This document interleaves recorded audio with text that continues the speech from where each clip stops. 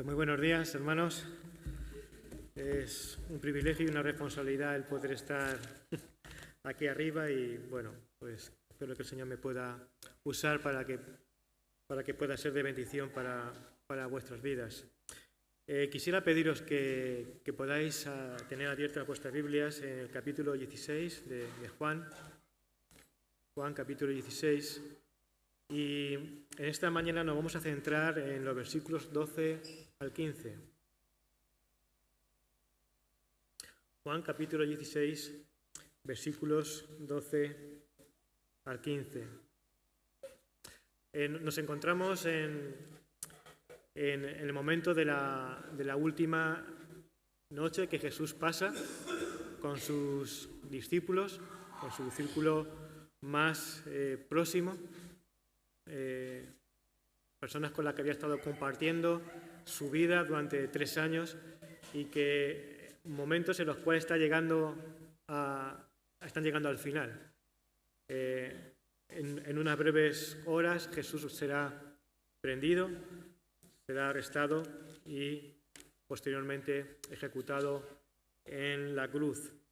Y durante toda aquella noche que hemos estado meditando desde el capítulo 13, a lo largo de varias sesiones, hemos estado viendo acerca de estas últimas enseñanzas que Jesús dio a sus discípulos en aquella noche tan especial. Y estas enseñanzas están llegando a su fin, tan al fin de que solamente queda lo que queda de este capítulo 16. En este momento los discípulos han salido con Jesús ya del aposento donde habían celebrado la Pascua, se dirigían hacia el huerto de Getsemaní, donde Jesús va a hacer una oración pues, por sus discípulos y por extensión también por todos los que iban a creer en Él por el testimonio de ellos. Pero las enseñanzas de Jesús tocaban a su fin. Y en este momento, yo me imagino que estarían andando en el transcurso del camino para llegar hasta el huerto de Getsemaní, Jesús les dice algo que a mí me sorprende un poco cómo empieza, ¿no? Pero dice Jesús: aún tengo muchas cosas que deciros, pero ahora no las podéis sobrellevar. Pero cuando venga el Espíritu de verdad, Él os guiará a toda la verdad, porque no hablará por su propia cuenta, sino que hablará todo lo que oiga y os hará saber las cosas que habrán de venir. Él me glorificará, porque tomará de lo mío y os lo hará saber. Todo lo que tiene el Padre es mío. Por eso dije que tomará de lo mío y os lo hará saber. Bueno, pues este va a ser el pasaje que vamos a intentar exponer en el día de hoy.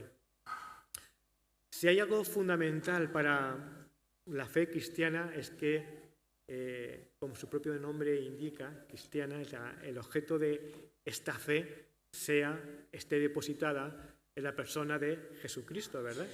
Aquellos que nos denominamos como cristianos somos aquellos que consideramos a Jesús como nuestro Salvador, que murió en la cruz.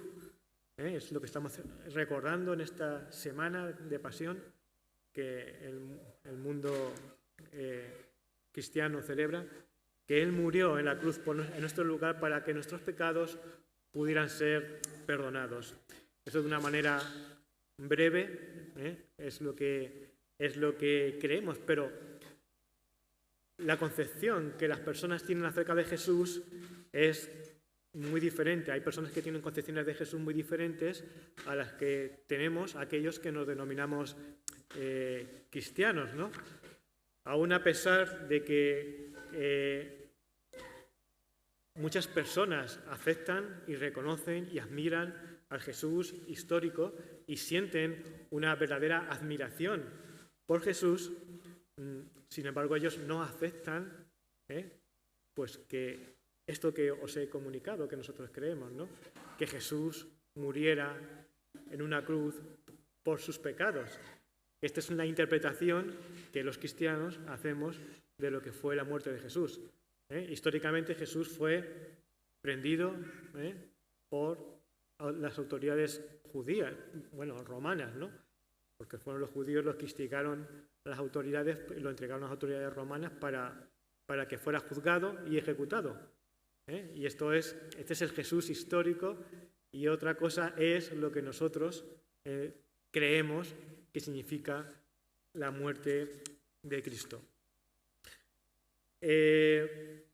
Todo esto que nosotros creemos lo encontramos plasmado en este libro que denominamos la Biblia, y es lo que nosotros creemos, porque los cristianos consideramos que la Biblia, bueno, no sé si todos los cristianos, pero así debería de ser, consideramos que solo la Biblia de manera exclusiva y en su totalidad contiene toda la revelación de Dios para la humanidad. Pero, ¿es la Biblia realmente un libro en el que podamos confiar? Bueno, no puedo entrar en profundidad en esta mañana en ese tema, que es un tema bastante interesante. Tampoco es el objeto de esta predicación entrar de lleno en esto y presentar argumentos que pudieran validar lo que para mí es la Biblia, que es un libro confiable. Pero sí quisiera exponer de manera breve algunas consideraciones acerca de este libro, cómo se produjo, cómo nos llegó hasta nosotros. Quizás la mayoría de vosotros conocéis lo que os voy a decir, pero tal vez alguno de vosotros no lo conozca tanto, y creo que puede ser ilustrativo, porque nosotros siempre, cuando venimos aquí, abrimos este libro, intentamos hablar de este libro, intentamos exponer y decimos creer lo que aquí se contiene. Bueno, la Biblia es un libro que está compuesto de dos partes. Una es el Antiguo Testamento y otra que denominamos Nuevo Testamento. La primera de ellas, el Antiguo Testamento, fue escrita antes del nacimiento de Jesús, en un periodo de tiempo que abarcaron varios siglos y por muchos autores diferentes, la mayoría de ellos los denominamos como profetas. Y este libro, esa parte de la Biblia, el Antiguo Testamento, que fue escrita antes del nacimiento de Jesús, es el fruto de la revelación especial de Dios hacia su pueblo escogido, Israel, para que ellos a su vez pudieran ser testimonio de Dios a las naciones, al mundo, ¿verdad? Dios estaba manifestando a través de ellos. Obviamente Dios también se manifiesta a través de cauces naturales. Lo podemos ver en sus obras. Dios es manifiesto, dice Pablo, a través de las cosas que Él ha hecho. Pero de una manera especial, Dios nos ha dado una revelación que ha dado a ciertos hombres para que pudiera ser escrita y pudiéramos conocer acerca de Dios, acerca de Él, a través de ella. Esta revelación va a alcanzar su máxima expresión, la revelación de Dios, esta revelación especial de Dios, alcanza su máxima expresión en la persona de Cristo. Realmente iremos viendo a lo largo de esta predicación que es Cristo el que está detrás de todas las páginas de esta Biblia, pero también de la revelación de este libro, ¿verdad? Y Cristo es el verbo de Dios. Cuando hablamos de esta expresión, el verbo de Dios estamos hablando de la palabra, estamos hablando de la manifestación visible de Dios que nos lo hace entendible a nosotros. Y este Dios en tres personas, este ser que es Dios, pero que son tres personas, se manifestó a través de lo que denominamos en términos teológicos como la segunda persona de la Trinidad, en la persona de Jesús de Nazaret, hace ya algo más de 2000 años. Y nos dice el capítulo 1 de Hebreos y versículo 1, que Dios, habiendo hablado muchas veces y de muchas maneras en otro tiempo a los padres por los profetas, aquí se está refiriendo al Antiguo Testamento, en estos últimos días nos ha hablado por el Hijo, a quien constituyó heredero de todo y por quien asimismo hizo el universo. Este es Jesucristo. Jesús, es importante que recalquemos que vino para seguir aumentando esta revelación que Dios había traído al mundo, ¿verdad? A través de los profetas. Pero es una revelación que está incompleta, no había terminado. Jesús viene para seguir mostrándonos más cosas acerca de Dios y de su plan de salvación para la humanidad. Jesús no vino para desechar el Antiguo Testamento ni para abolir lo que ya estaba escrito. Jesús reconoció la autoridad del Antiguo Testamento y lo cita en muchas ocasiones a lo largo de su predicación, en sus años de ministerio. Podríamos decir también acerca del Antiguo Testamento que los sucesivos descubrimientos arqueológicos van progresivamente avalando su autenticidad histórica. Esto lo digo en cuanto a la validación de si la Biblia es un libro confiable. Y también a través de los mismos descubrimientos arqueológicos también nos van ratificando que la palabra de Dios, el Antiguo Testamento, se ha ido transmitiendo también de manera correcta hasta nuestros días. Es decir, que podemos confiar en que lo que se escribió originalmente es lo que nos ha podido llegar hasta nuestras ediciones actuales en la Biblia. Esto también daría para muchas charlas, pero bueno, solamente lo digo así de pasada, pero es así. Esta parte en el Antiguo Testamento constituía y sigue constituyendo la escritura que los que profesan la religión judía pues consideran como palabra de Dios. Los judíos, los que profesan la religión judía, no de raza, sino por su fe, ellos no aceptaron en su tiempo ni aceptan en la actualidad a Jesús como el Mesías, el Cristo, el ungido de Dios, que a lo largo de sus páginas viene siendo profetizado que vendría. En cambio, los cristianos consideramos o reconocemos en Jesús de Nazaret a el Mesías, al Cristo. Por eso le llamamos Jesús Cristo, porque se llama Jesús y es Cristo, Salvador y ungido de Dios. La revelación de Dios, evidentemente, no había acabado con las páginas del Antiguo Testamento, sino que va a continuar a través de la nueva revelación que Cristo nos trae durante su vida terrenal, que va a ser recogida en lo que denominamos los Evangelios, y la interpretación posterior que se va a hacer de su vida, muerte y resurrección por medio de los apóstoles, estos grupos de hombres que anduvieron ahí en contacto cercano con Cristo y que encontramos sus enseñanzas en lo que denominamos epístolas, cartas que fueron escribiendo a iglesias o grupos de creyentes en diferentes partes del mundo conocido y donde se iba extendiendo el Evangelio y que nos ha llegado hasta nosotros en un compendio nuevo que llamamos Nuevo Testamento.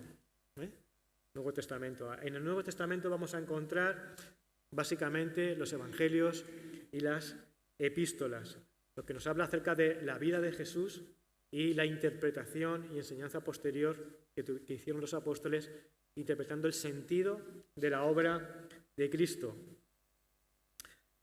La aceptación de estos dos tipos de escritos que componen el Nuevo Testamento es de suma importancia porque la una sin la otra no nos dan una dimensión completa de la fe cristiana. Muchas personas, como os he indicado, se quedan solamente con el Jesús histórico. Llegan a la conclusión de que Jesús fue un gran maestro, de que sus enseñanzas fueron sublimes, que muere de una manera injusta, etc. Pero sin llegar a ver el alcance que su obra y su legado tuvo. ¿Por qué?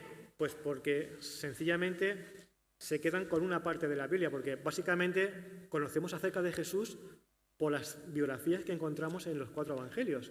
Fuera de los evangelios tenemos referencias históricas hacia Jesús que nos ayudan a corroborar la existencia histórica de Jesús, pero la principal fuente de conocimiento que tenemos acerca de su persona la encontramos en los evangelios.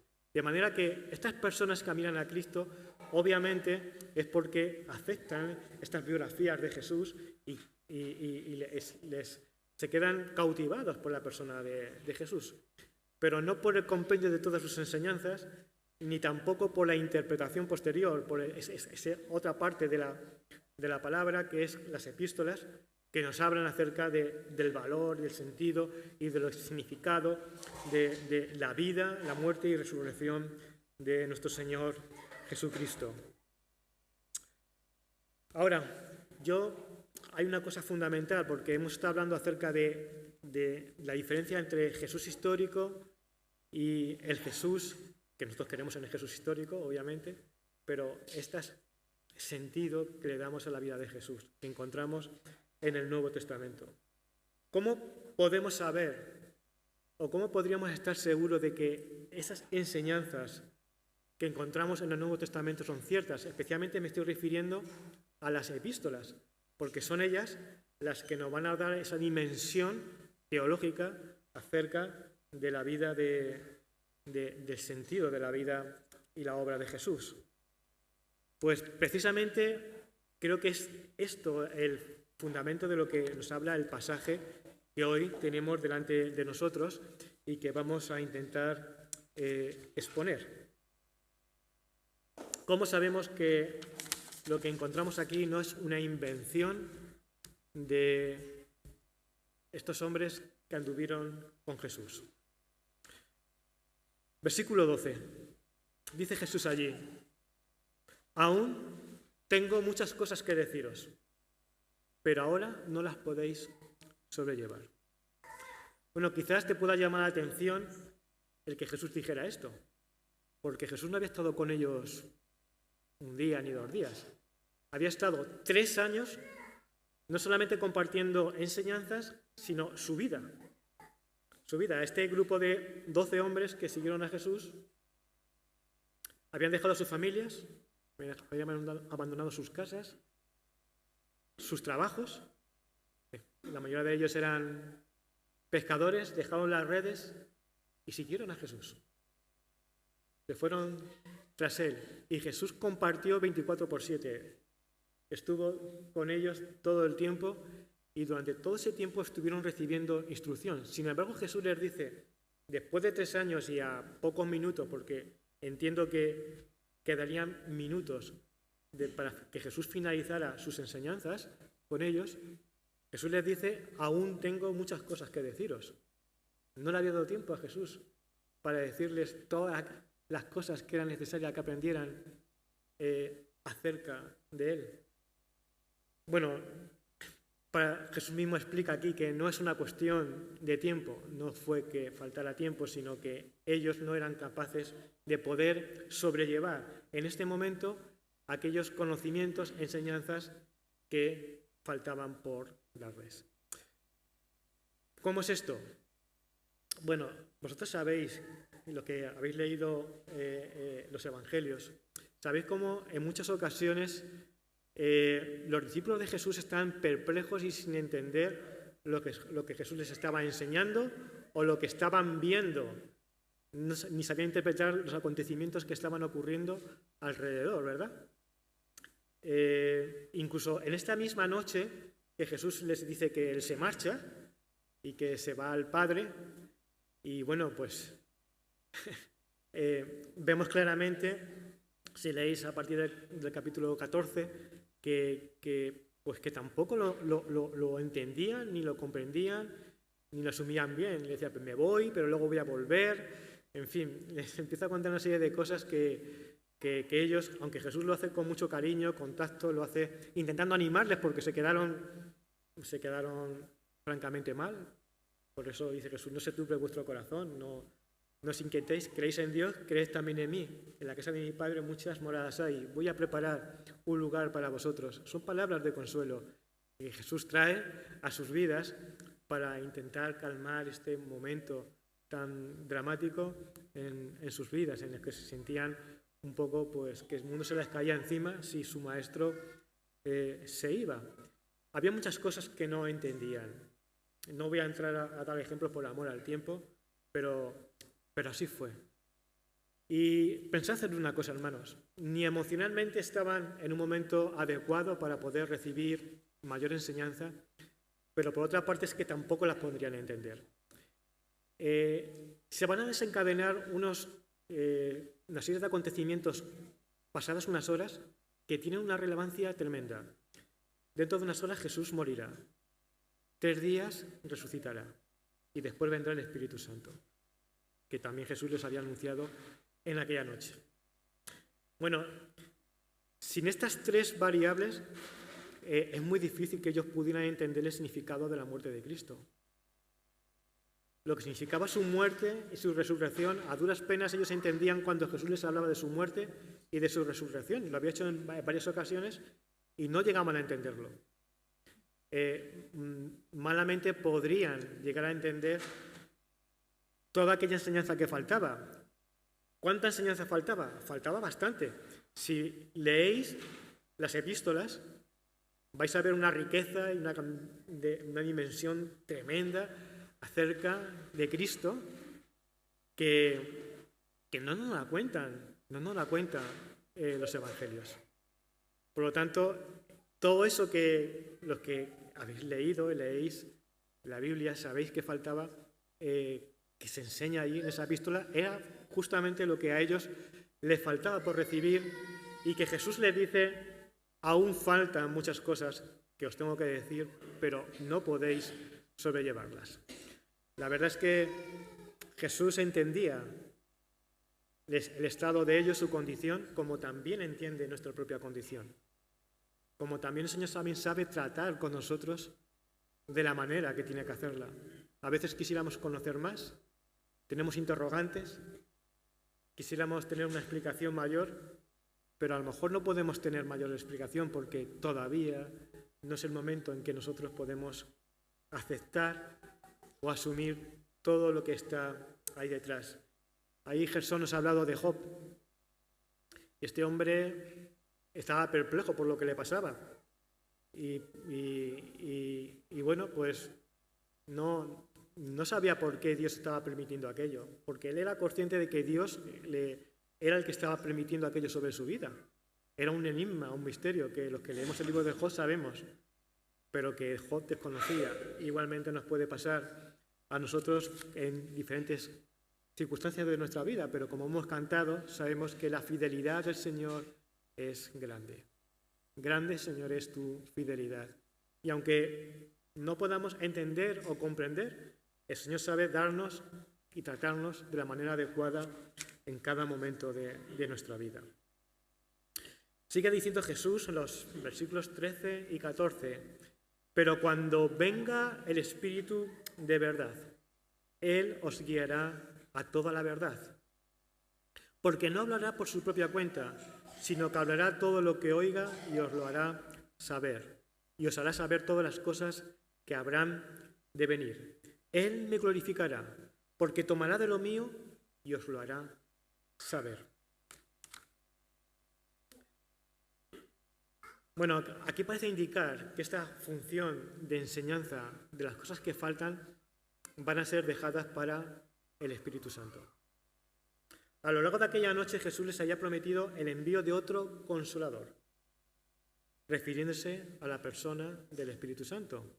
Una palabra, consolador, que en el original es paracleto, en griego, pero que no tiene una traducción, un equivalente exacto en castellano, porque esta palabra pudiera abarcar este término consolador, pero también puede ser ayudador o abogado defensor, puede tener, abogado tenemos para con el Padre, es también la misma palabra, que contamos en Primera de Juan, en fin, que es una palabra que tiene más contenido que en castellano, pero Jesús se refería con esta palabra al Consolador. Cuando la leáis en este pasaje, tenéis que saber que se está refiriendo al Espíritu Santo.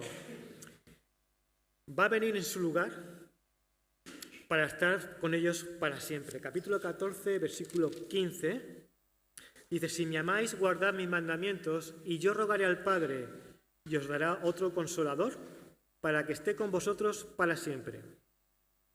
El Espíritu de verdad, al cual el mundo no puede recibir porque no le ve ni le conoce, pero vosotros le conocéis porque vive con vosotros y estará en vosotros. Es más, Jesús unos momentos antes, esto lo vimos la vez anterior, les dice que les convenía que Él se marchara para que el Espíritu Santo viniese. Capítulo 16, versículo 7, dice: pero yo os digo la verdad, os conviene que yo me vaya, Porque si no me voy, el Consolador no vendrá a vosotros. Pero si me voy, os lo enviaré. Esto dice Jesús. Jesús habla acerca, de hecho durante esta noche, y sigue hablando acerca de ello, de las funciones que tendría o que realizaría el Espíritu Santo. En este pasaje, de lo que abarca lo que esta noche está ocurriendo, Jesús habla acerca del Espíritu Santo, o entre sus funciones señala la de ayudar a la Iglesia dando testimonio acerca de Cristo al mundo. Esta es una de las funciones que se muestran en capítulo 15, versículo 26, dice: pero cuando venga el Consolador, a quien yo os enviaré del Padre, el Espíritu de verdad, el cual procede del Padre, Él dará testimonio de mí, y vosotros daréis testimonio también, porque habéis estado conmigo desde el principio. Un poquito más adelante, en el versículo 8 del capítulo 16, dice que cuando Él venga convencerá al mundo de pecado, de justicia y de juicio. De esto estuvimos también hablando la vez anterior y no voy a entrar en ello, pero esto va a ser una de sus funciones, la de dar testimonio acerca de Cristo al mundo. Pero hay otra segunda función que está relacionada con lo que hoy estamos viendo, y es la de la enseñanza, la de enseñar. En el versículo 26 del capítulo 14, Jesús ya lo había señalado, donde dice: pero el Consolador, el Espíritu Santo, a quien el Padre enviará en mi nombre, Él os enseñará todas las cosas y os recordará todo lo que yo os he dicho. Y ahora, en el versículo 13, dice: pero cuando venga el Espíritu de verdad, Él os guiará a toda la verdad. El hecho de... no hace falta todavía que lo pongáis esto, ahora os diré cuándo hace falta. Esta función de enseñar, guiar, vienen a ser la misma, guiar a toda la verdad. Él os enseñará toda la verdad, todas las cosas. Están dentro de ese ministerio de enseñanza que el Espíritu Santo va a tener. Y es gracias a esta labor de guía y de enseñanza que se podrá completar la revelación pendiente, lo que conocemos como Nuevo Testamento. Gracias a la guía del Espíritu Santo tendremos esta segunda parte de los escritos de la Biblia, el Nuevo Testamento. Según vemos en estos versículos, versículos 13 y 14, el Espíritu Santo no es una fuente de revelación independiente. Fijaos, dice: Él os guiará a toda la verdad, porque no hablará por su propia cuenta, sino hablará todo lo que oiga. El Espíritu Santo no hablará por su propia cuenta. No es una fuente distinta a la de Cristo, sino que Él va a hablar lo que ya ha escuchado. Y ahora podemos decir: ¿y de quién ha escuchado? ¿De quién ha escuchado el Espíritu Santo? Él cuenta todo lo que ha escuchado. ¿De quién ha escuchado? Bueno, pues una segunda enseñanza que vemos aquí es que el Espíritu Santo no va a sustituir a Jesús como maestro. Creo acertado decir que es Jesús el que nos enseña a través de la persona del Espíritu Santo. El Espíritu Santo es al que está escuchando es a Jesús. Porque dice en el versículo 12: aún tengo muchas cosas que deciros. ¿Quién? Aquí le quedaban pendientes.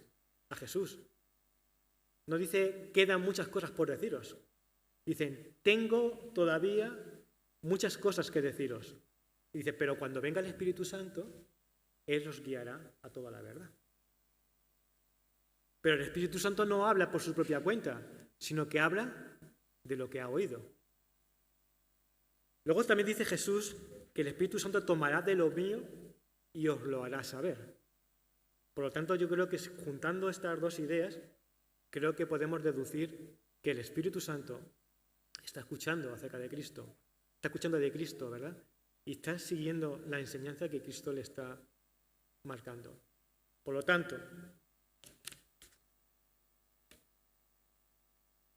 deducimos que la enseñanza de Jesús a sus discípulos continuaría y continuó a través de la persona del Espíritu Santo, de manera que pudiéramos llegar a tener toda la revelación completa de Dios.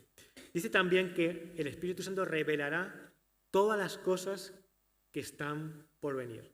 Lo dice también en este versículo 13. Entendemos por todas las cosas que están por venir como aquellas cosas que están referidas al programa de Dios para la redención del mundo.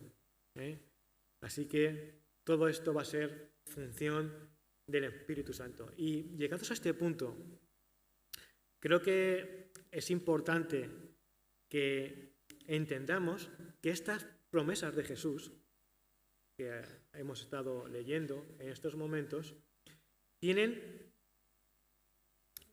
como destinatarios principales a los apóstoles. Es decir, esta función de guía del Espíritu Santo es una promesa que podemos aplicarla también a nosotros. El Espíritu Santo es el que nos guía a la verdad.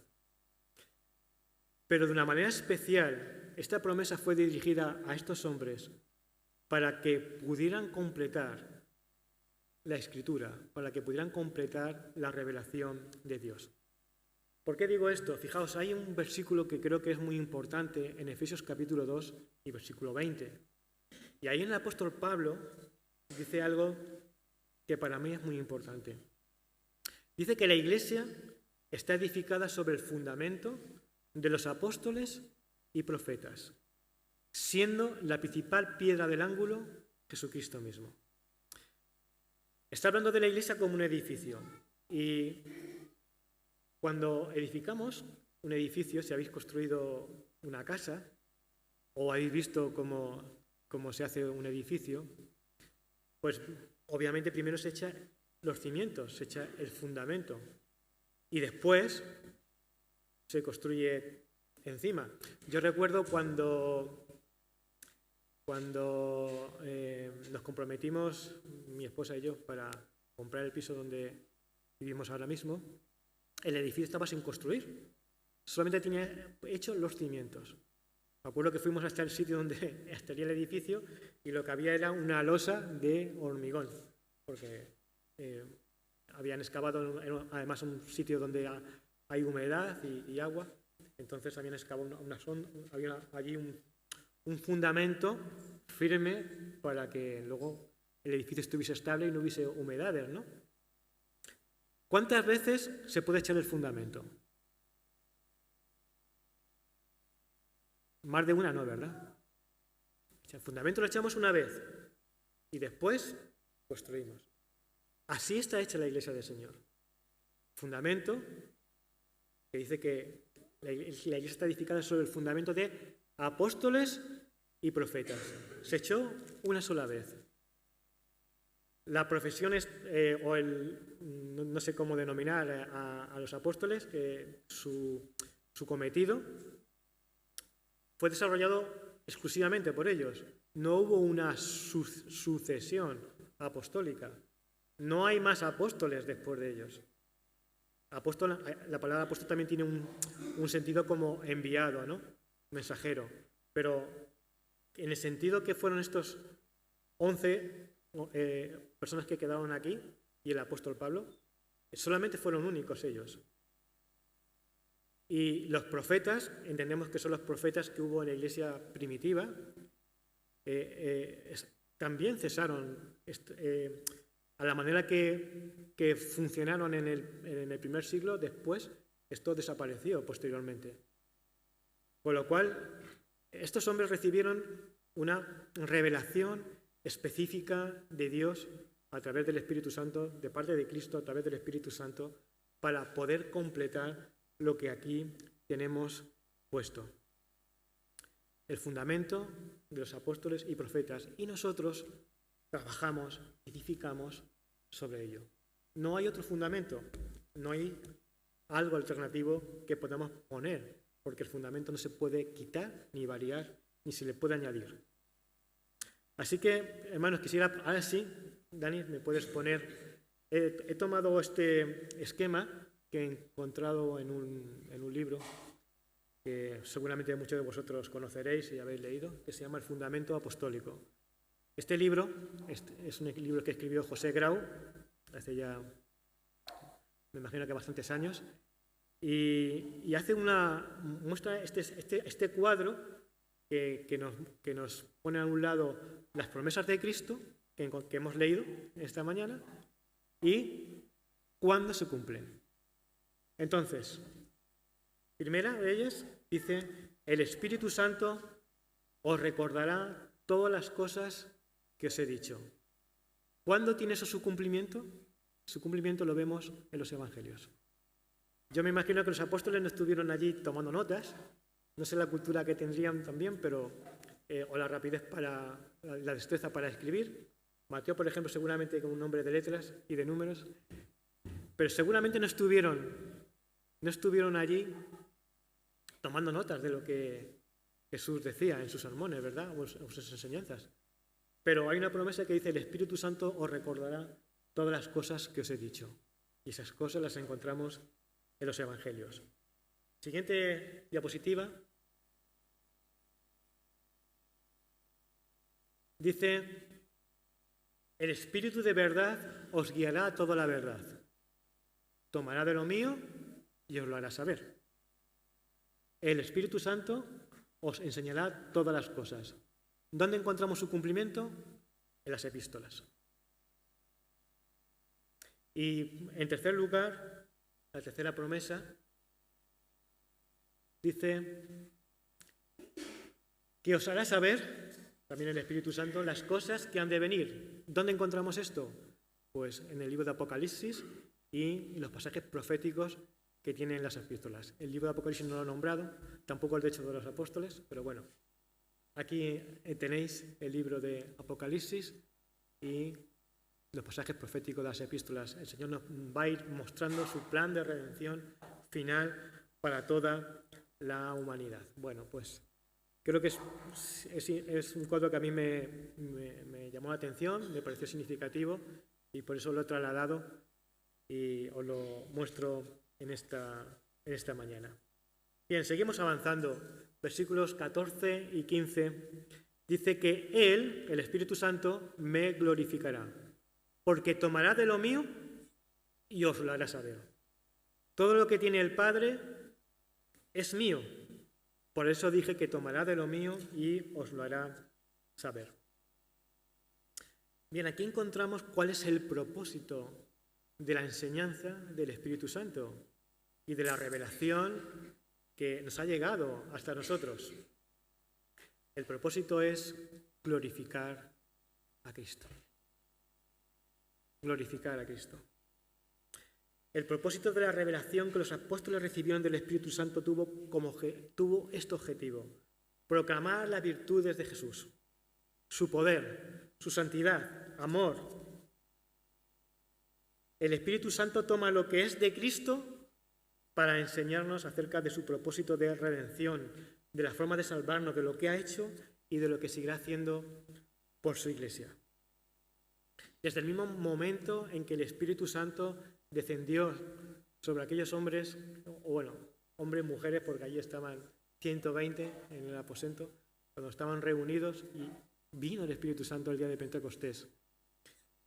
Vemos cómo la predicación apostólica tuvo como objetivo exaltar a Cristo. Ellos salieron a las calles a hablar de Cristo.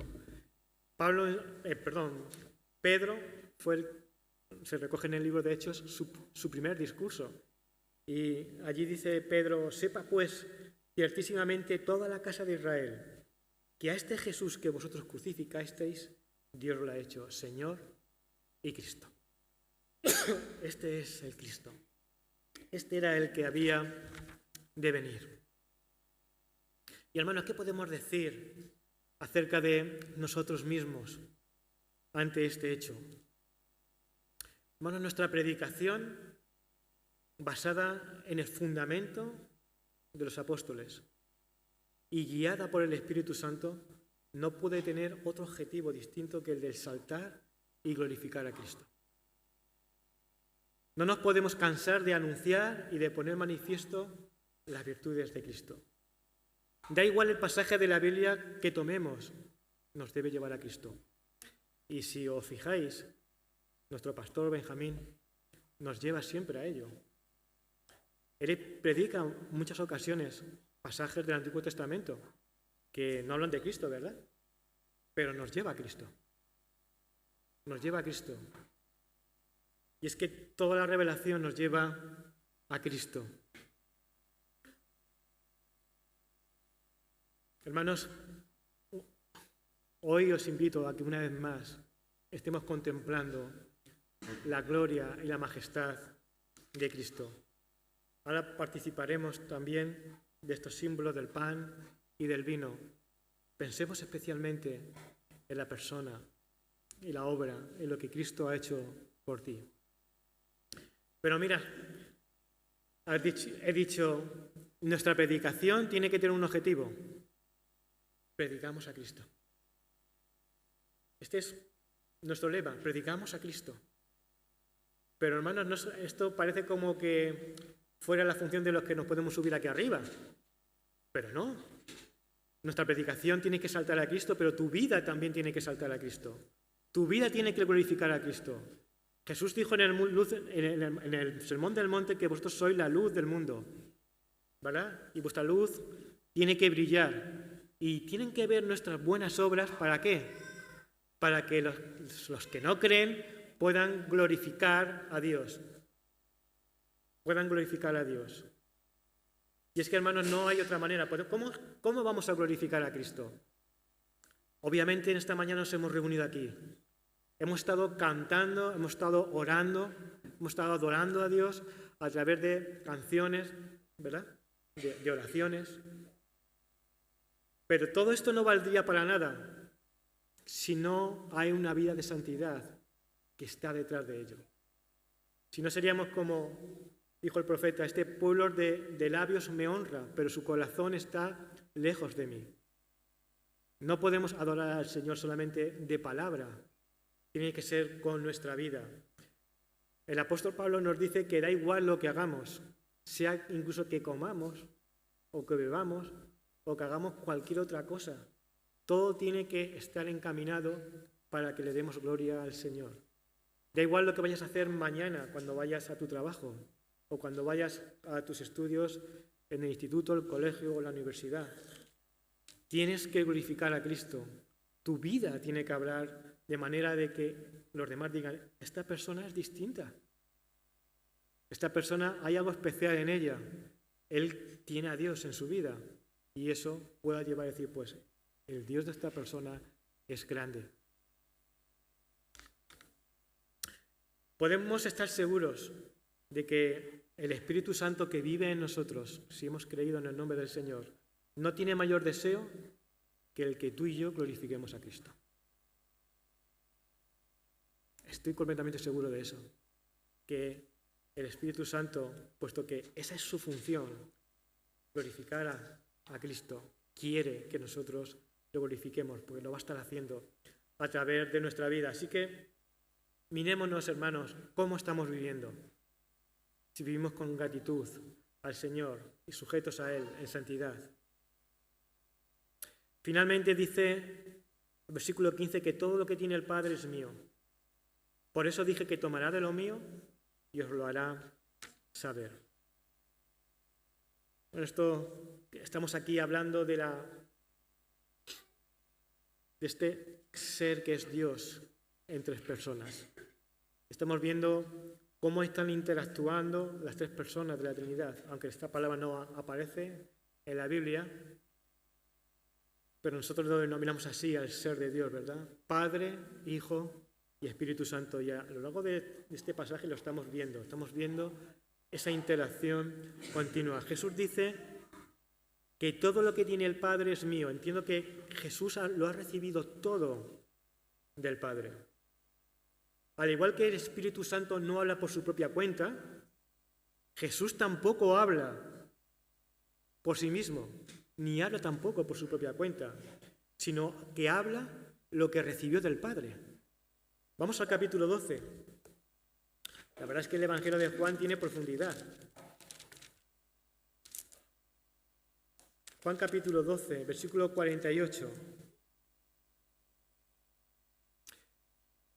Y fijaos, aquí Jesús valida su autoridad, pero lo hace con una advertencia que estaría bien que atendiéramos todos los que estamos aquí. Dice que el que me rechaza y no recibe mis palabras, tiene quien le juzgue. 2 puntos. La palabra que he hablado, ella lo juzgará en el día final. Yo no he hablado por mi propia cuenta. El Padre que me envió, Él me dio mandamiento de lo que he de decir y de lo que he de hablar. Y yo sé que su mandamiento es vida eterna. Así pues, lo que yo hablo, lo hablo como el Padre me lo ha dicho. Si hay alguno que desea desafiar la autoridad de Dios, la autoridad de Cristo, aquí Cristo está diciendo, las palabras que yo hablo van a juzgar, porque estas palabras no son mías. Estas palabras que yo os he hablado las he recibido de mi Padre. Y yo hago y digo lo que mi Padre me ha dado. Todo lo que podemos llegar a saber acerca de Dios es lo que Jesús nos revele mediante el Espíritu Santo. Y no hay otra manera de llegar a conocer a Dios. No hay otra revelación a la cual acudir. Todo pasa por Cristo y por lo que Él nos ha revelado y tenemos recogido en la Biblia. Pues aún el Antiguo Testamento fue inspirado por el Espíritu de Cristo a los profetas. Así nos lo dice 1 de Pedro 1, 10, 12, corroborándose de que Jesús es el Verbo de Dios, es el que nos da a conocer. Y Jesús nos lo puede llegar a dar a conocer a través del Espíritu Santo. Y aún el Antiguo Testamento fue escrito de la misma manera, en diferentes momentos, diferentes mecanismos, pero Cristo está detrás de la revelación. Cristo no solamente hace esta obra de redención, también ha hecho una obra de revelación, de mostrarnos a Dios, de mostrarnos al Padre. Y lo ha hecho valiéndose, viniendo él mismo en persona, pero también valiéndose de la persona del Espíritu Santo antes y después de su venida. Yo no sé cuál sea tu concepto de Jesús. ¿Con qué Jesús te estás quedando? Si te estás quedando solamente con ese Jesús histórico, si te estás quedando solamente con esa parte, me imagino que si estás aquí esta mañana es porque sientes admiración por Jesús, pero a lo mejor te quedas solamente con esa parte de ese Jesús histórico, de esas enseñanzas que te atraen, que encuentras en los evangelios, pero el resto como que te da igual. El resto es indiferente. Pero Jesús dice que las palabras que Él ha dicho, lo dicen los evangelios, lo acabamos de leer, serán las que nos juzguen. Así pues, ¿qué harás tú? Yo espero que lo que te he comunicado hoy, si aún no te has confrontado con la verdad no está en esta iglesia, está en este libro, la verdad está en Cristo y está en este libro, que pueda servir para que te puedas plantear estas cosas, para que puedas coger a partir de hoy la Biblia y la puedas leer con unas gafas diferentes. Espero que esto te pueda servir para animarte a buscar a Dios, al Dios que ha escrito, que ha revelado este libro y que le puedas encontrar y que verdaderamente llegues a entender y captar el significado de lo que es verdaderamente ser cristiano. Que tú puedas depositar tu fe en Cristo, de manera que Él pueda llegar a ser el Salvador y el Señor de tu vida. Pues así sea, hermanos. Amén.